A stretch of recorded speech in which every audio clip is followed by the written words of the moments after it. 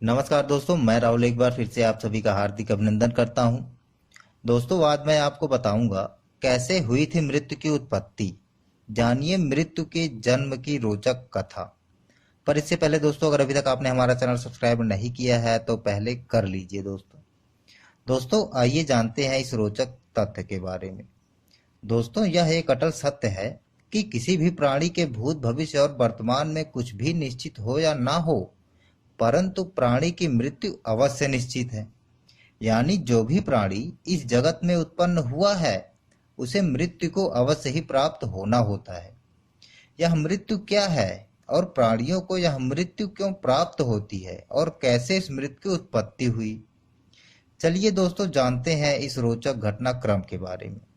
दोस्तों, आप लोग यह तो जानते ही हैं कि परमपिता ब्रह्मा जी सदैव इस सृष्टि और इस सृष्टि पर विचरने वाले सभी प्राणियों की रचना करते हैं। हमारी सृष्टि का इससे पहले कई बार विनाश हो चुका है और कई बार इसकी रचना की जा चुकी है, लेकिन हम उस समय की बात कर रहे हैं जब पहली बार परमपिता ब्रह्मा जी ने इस सृष्टि की रचना की थी। पहली बार इस सृष्टि की और इस सृष्टि की सभी प्राणियों की रचना करने के कई हजार वर्षों के बाद जब परमपिता ब्रह्मा जी ने यह देखा कि प्राणियों की संख्या तो उनकी जन्म की प्रक्रिया के कारण बढ़ती ही चली जा रही है, तो वह इस सोच में डूब गए कि यदि इन प्राणियों की संख्या ऐसे ही बढ़ती गई तो इस समस्त प्राणियों के भार से यह पृथ्वी पुनः सरातल में डूब जाएगी। तब परमपिता ब्रह्मा जी पृथ्वी पर भार का संतुलन बनाने के विषय में सोचने लग गए, परंतु बहुत सोचने के बाद भी परमपिता ब्रह्मा जी को यह समझ नहीं आया, तो उन्हें क्रोध आ गया और उनके क्रोध से अग्नि प्रकट हुई। तब परमपिता ब्रह्मा ने उस क्रोधाग्नि से पृथ्वी के समस्त प्राणियों का संहार करने का निर्णय ले लिया। दोस्तों, उनके ऐसा निर्णय लेते ही वह अग्नि संपूर्ण दिशाओं में फैल गई और उसने इस संपूर्ण जगत को जलाना आरंभ कर दिया।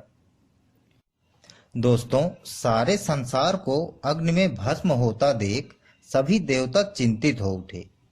तब भगवान शिव ब्रह्मा जी के पास आए और बोले, भगवान, आप इस प्रकार इस सृष्टि का संहार किस कारण कर रहे हैं?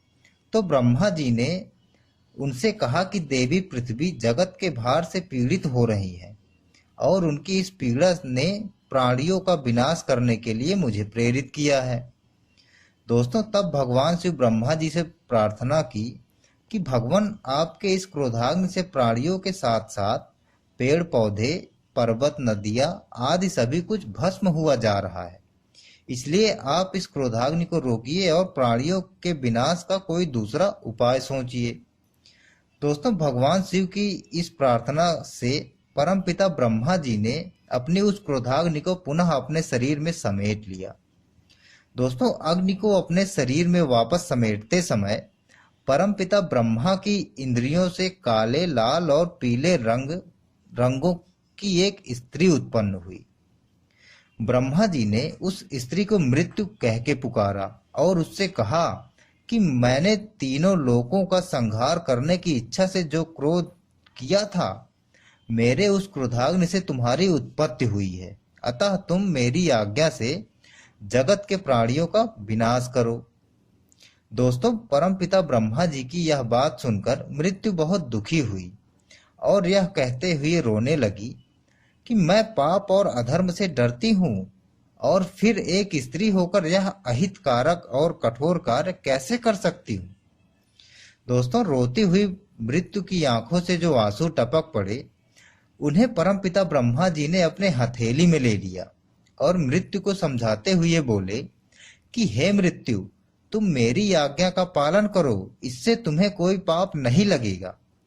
मैंने जो तुम्हारे आंखों से निकले आंसू के जिन बूंदों को अपने हथेली में ले लिया है, वह व्याधियां बनकर उन प्राणियों का विनाश करेंगी और उसके पश्चात तुम उन प्राणियों के प्राणों को हर लेना। इससे तुम्हें अधर्म नहीं होगा, धर्म की प्राप्ति होगी और सनातन धर्म तुम्हें सदा ही पवित्र बनाए रखेगा।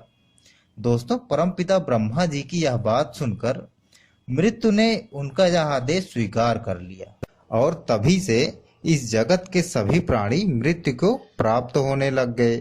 दोस्तों, अगर आपको ये रोचक तथ्य, ये पौराणिक कथा अच्छी लगी है तो इसे लाइक और शेयर करना ना भूलें। और अभी तक अगर आपने हमारा चैनल सब्सक्राइब नहीं किया है तो प्लीज कर लो दोस्तों। इसी के साथ मैं राहुल आपसे विदा लेता हूँ। शुभ रात्रि, नमस्कार।